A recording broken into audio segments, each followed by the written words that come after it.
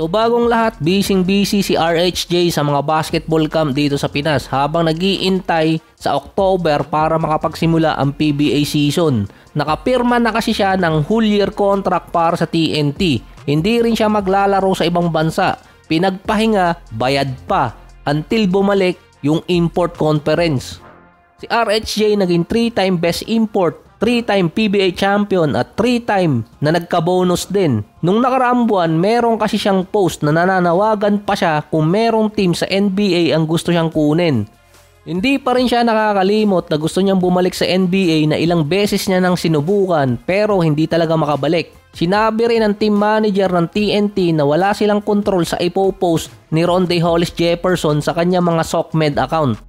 Hindi rin sila naging masaya sa di umano naging post niya na bakit sasabihing babalik siya ng NBA ay nag-iintay na nga lang sila sa pagdating ng conference. Ang pinost naman kasi niya if merong team na may interest sa kanya para sa training camp spot, hindi directly NBA. May kontra kasi si RHJ sa TNT. Pero dati kasi publicly na sinabi ni RHJ na kung merong mang team sa NBA ang interesado sa kanya, mas pipiliin niya yon habang naglalaro pa rin naman sa PBA conference. Hindi nga lang sigurado kung ganun pa rin ang senaryo niya ngayon.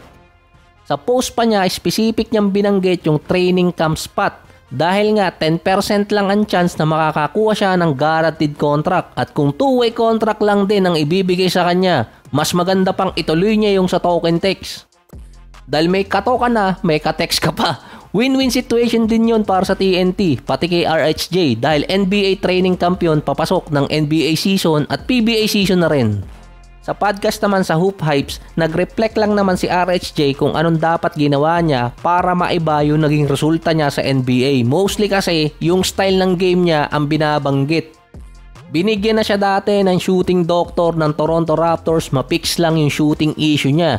Nawala din yung mga katulad niyang twinner. Consider kasi siyang ganong player, undersized defender sa position niya. Pangalawa, hindi ganong ka-efficient na player pagdating sa standard ng NBA ngayon sa offense.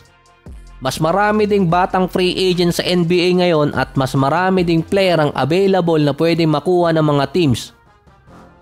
At marami din mga players na halos katulad niya na magagamit pa naman ng mga NBA teams ngayon na hindi na makabalik.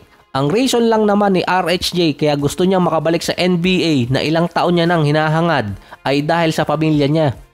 Ayaw niya kasing palipat-lipat ng bansa kapag maglalaro siya. Since 2021, gano'n na ang ginagawa niya. Naglalaro overseas. Tinawag niya yung living out of a suitcase.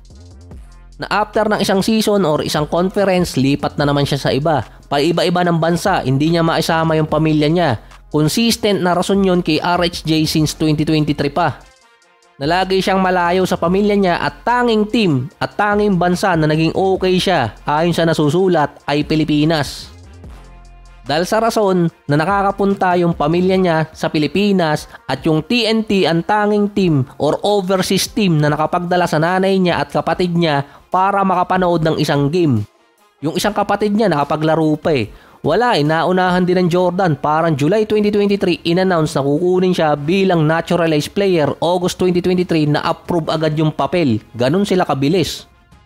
Sa interview din ni RHJ, meron siyang tinanggihang team mula EuroLeague after ng World Cup dahil nakakontract pa siya sa Pinas.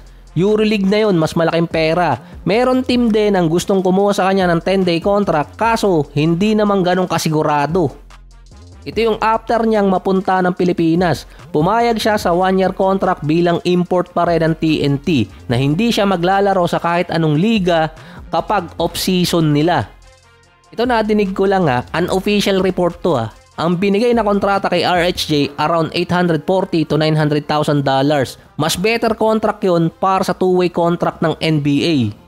Na malamang marami magdi-disagree na mas malaki pa rin yung kontratang $900,000 kesa two-way contract ng NBA. Para kasi makuha ng isang two-way contract na player yung nasa 2 million contract niya, kailangan niyang makapaglaro ng nasa 50 games. Kailangan niyang ubusin yung limit. Kung hindi man siya makapaglaro sa isang team ng nasa 50, kailangan niyang umabot ng nasa 50 days na nasa main roster para makuha niya yung at least $600,000. Yaman talaga ni MVP, baka naman. Ang contract clause din ni RHJ sa TNT, kung makakakuha siya ng guaranteed contract sa NBA, bibitawan siya ng team. Kaya nga sabi ko kanina, 2-way contract yung possible niya makuha dahil sa tax apron, mahihirapan siya makakuha ng guaranteed. Kaya nga yun ang ginagamit ng Miami Heat.